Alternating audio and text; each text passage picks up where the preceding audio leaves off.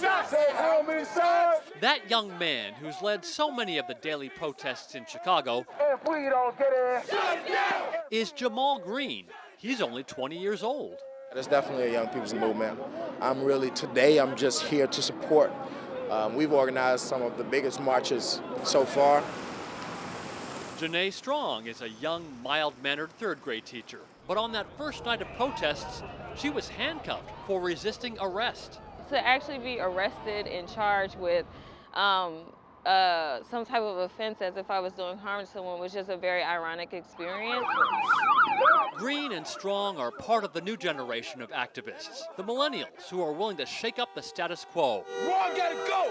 Inspired by the reaction in Ferguson, Missouri, and to the Trayvon Martin case. This is a supremely integrated march age-wise. For years, they have followed and respected the leadership of longtime Chicago pastors like the Reverend Jesse Jackson and the Reverend T.L. Barrett, who represent thousands of parishioners. But when they actually see black pastors meeting with Mayor Rahm Emanuel and standing behind him at press conferences, it makes their blood boil. You have to wonder, how close are they to the pulse of the city and what's going on, the urgency around it? And a lot of young folks are saying that the urgency is so clear that we have to shake it up. We understand their frustration, but they have not had the experience that we have had. Pastor Barrett has been meeting with Chicago mayors since the late 1970s, and he makes no apologies. So just to say, no, we don't want to hear, we don't want to meet, we're not going to go that route. We will talk with the mayor. And we will listen to him, and he will listen to us. Do you think? That's how progress is made. Still, Pastor Barrett says nothing has ever tested his patience with any mayor, like the Laquan McDonald case. But he disagrees with the strategy that the young activists have been pursuing, disrupting downtown Chicago's economy by blocking store entrances. You're going to put all of these people out of work if you close them down? What's the point? Longtime community activist Tio Hardiman is old enough and young enough to see both sides, and he sides with the younger activists. Chicago has had a long history of sellouts, and it's really plantation politics. But Pastor Barrett says the city's leadership will listen far more closely to voters No justice, no peace. than it will to protesters. I make it almost spiritually mandatory that if you're a member of this church, you must have a voter registration card. Jamal Green says the pastors he's talked with are on board with the protest strategy, and he insists it is having a positive effect. Because we have been doing these protests down here, collectively, violence is down in our neighborhoods 40 to 50%. There we go. But won't the young guard eventually become the old guard? If they get their way and get a seat at the table in deciding what happens moving forward, could they be seen as sellouts? One thing about these young people that I do like, I don't think they're going to sell out. These guys are determined to bring about change, just like in Ferguson.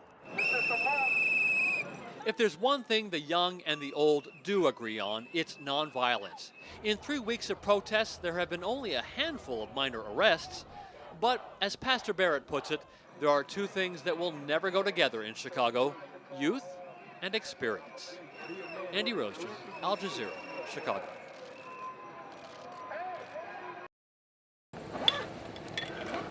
A meal of peanut butter and jelly and the morning newspaper. Rituals Roy and Cindy Jacobs once shared at their kitchen table, now shared inside this van. It's been home since the lease on their apartment expired 4 months ago, and their landlord wouldn't renew it. Did you ever fathom that you would be living in your van? No, never. I never expected this. I mean, it was just a slap to the face. The Jacobs aren't alone. About a dozen other families are also living in cars, trucks, and RVs on this road about a mile from Wisconsin's Capitol building. We have Ryan and Derek. They've been out here for a while. They sleep in the car. These are real good people here. I don't know her name, but she's the one with 4 children. The Jacobs represent the changing face of Madison's homeless, the working poor who can't afford rising rent prices. I am making about $800 a month. I'm working part-time and still seeking disability. And rent runs right around, $600-700 and climbing. Madison's homeless population has been increasing since the recession bottomed out. It's up about 40% since 2010. Foreclosures turned many former homeowners here into renters, pushing vacancy rates down to about 2% and pushing rent prices up. Making matters worse, the shelters say demand for beds is outpacing supply. So many of the homeless have been sleeping on the streets or outside of City Hall, where Mayor Paul Soglin banned them earlier this week. Why did you make the decision that these homeless people cannot spend the night or be on this property? We had defecation and urination all over the place, and consequently, the employees, for example, couldn't open their windows. It was just so horrible. Vouchers like these that provide government rent subsidies could help some of these people get off the streets. But here's the problem. In Dane County right now, about 2,000 people are sitting on a waiting list just to get one of these. But the executive director of Dane County's Housing Authority says getting a voucher still doesn't guarantee someone finding a place to live. We have to, unfortunately, fit within HUD's published fair market rents for housing that we will subsidize. And most of the housing that is out there is above that limit. This one is $11.35. That is Rebecca Osmond's dilemma. The mother of four has a voucher but can't find much in her $1,500 price range. Do you want a house or do you want an apartment? Right now, at this stage, I take anything. Cardboard box sounds even nice. The city is trying to help. It's now building a 60-unit apartment building for the homeless and says it has plans for nearly 1,000 more units within the next 5 years. Is that going to take care of everybody out there who's homeless? It might take care of everyone out there who's homeless now. But there will be more over the next 4 years. Roy Jacobs is focused on surviving the next few months. Are you going to be able to make it through the winter? I don't know. I don't know. As he and Cindy turn in for the night, they're somewhat grateful to at least have their van. Home, sweet home. No, it ain't. Diane Estabrook, Al Jazeera, Madison, Wisconsin.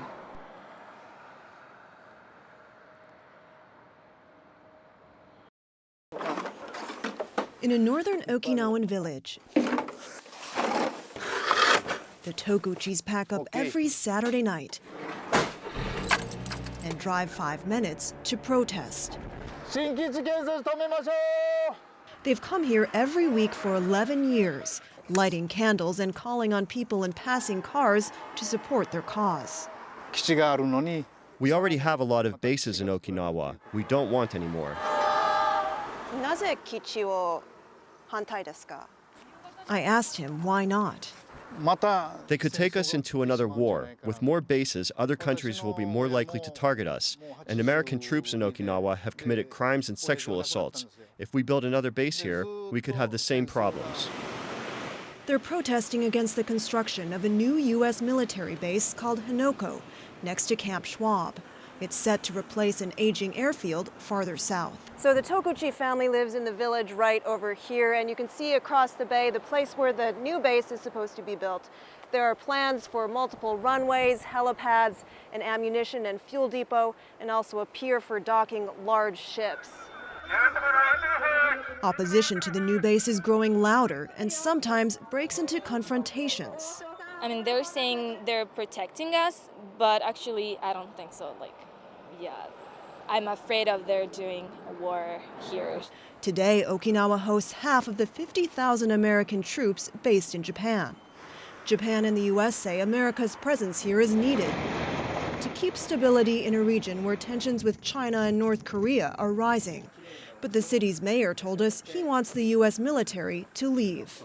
It's true that both the Japanese and American governments view us as the strategic point of military presence, but I think that also means we can be a hub for international trade and cultural interactions. The new base, he says, could ruin that potential. The planned airfield will replace and destroy the beautiful nature in the area, and it will obstruct our future development. It's about a 60-minute drive south from Henoko, where the new base is supposed to be, to Futenma, which is the base it's supposed to replace. We're going to head down there to see what residents here are worried about coming to their area. Kazunobu Akamine can see Futenma base from his roof. He gave us this video showing an osprey flying over his neighborhood, setting off alarms. The U.S. military says it's cut back flights because of complaints like his. No man! No osprey! Akamine-san, kichiwa. I asked Akamine whether he wanted the bases to be moved to mainland Japan. The bases belong to the Americans, so they should take them back to America. We just finished speaking with a public affairs officer with the Marines here at Camp Foster. She told us she couldn't go on camera, but she explained that the reason there are so many American troops here instead of in the rest of Japan is that this is the place Japan's government has offered to the U.S. She also called critics of Americans' presence here a vocal minority. And we did find a handful of supporters just outside, scraping tape off the fences stuck there by protesters. Having the American bases here helps keep the peace in Asia. I believe most people here support the bases. Some Okinawans support the bases because they bring jobs to one of Japan's poorest regions. Yay! At restaurants and bars like this one, most customers come from U.S. bases. Without the Americans, our business would suffer a lot. We'd heard some Okinawans complain that drinking sometimes leads to rowdiness and fights. We asked this Marine from Nebraska about it. There's fights, but a lot of people get in trouble for it. Their unit suffers. They go out and ruin it for everybody. On the record, the U.S. military told us it's always difficult when two cultures live side by side, but the U.S. will keep trying to be a good neighbor. And Japan's government has suspended construction on the new base for a month to hold talks with local leaders. But the Toguchi say they'll keep fighting their battle to keep American forces out of their backyard. 11 years sounds long, but I will keep doing this until they stop the construction of the new base. And even if they don't, I won't give up. Roxana Saberi, Al Jazeera, Okinawa, Japan.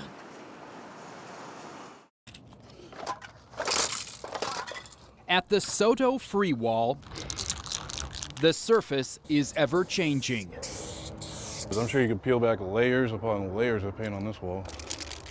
Layers left by spray cans. Instruments to deface or create. You just mention the word graffiti and look at people's faces or hear their reactions, and they just immediately, turn away from it sometimes. Marcus Williams says what he does here is often misunderstood. A lot of people don't realize it is an art form. And we come here to get away from everything and do a piece. Marcus's pieces take hours. AB's Tag it up real quick, and it lets it all out. Take seconds. You're John Hancock. On this wall, graffiti is legal. Kind of like a watering hole for all the animals that want to drink. This is the back wall of William Bloxham's produce distribution business. We've chosen to make this space available to people. Bloxham has been welcoming urban artists and their spray paint for about a decade. It's non-traditional to think that way. The free wall draws lots of visitors. I appreciate street art like the next person, and there's some really great stuff here. Christopher Young sees a difference between art like Marcus's and the vandalism he recognizes from the street. They do a lot of illegal graffiti. It's a tagging crew. Young is more than an urban art critic. He's a cop. And about the free wall, he's conflicted. Free walls can cause a lot of problems. As Seattle's graffiti detective, Young says vandals caught elsewhere often tell officers they're headed here. I do seem to get a lot of graffiti cases in Soto, and I probably wouldn't get as many if this wasn't here. And that's the complaint from neighbors. Graffiti doesn't stop where the wall ends. They're doing graffiti on the way here, doing graffiti on the way out. It's like leaving little little snacks, you know, along the way so you can kind of find your way back. I guess they feel that they've ran out of room and they want to come and get our building. Sierra Burnett says vandals often strike her nearby spa. They've made a mess for us. Next door to the wall, Burlington Northern Santa Fe recently put up this fence after a spike in graffiti on railroad property, even train signals. Not every neighbor is upset. Sports lettering company owner Jerry Thornton thinks the tags he cleans up are left by different people than those who paint the wall. These guys, I think, are, you know, more or less artists that are trying to show their work. Mare is one of those artists. It's always been a really great place for freedom of expression. She and the property owner say the wall keeps graffiti from appearing somewhere else. If this wasn't here, it would be worse. I promise you that. A couple 100,000 cans, all wasted here at the Seattle free wall rather than on your beautiful Seattle streets. And I think graffiti gets a really bad rep because people only see, you know, the tagging part of it. So with each shot of spray paint, Marcus Williams spreads a message. GIA for graffiti is art. Anything you can do with regular art, you can do with graffiti. And after 3 hours, there's a lot more to it than people think. He's done. That's it. The fleeting moment seized, the free wall transformed again. To go from a blank wall to color everywhere, I think is great.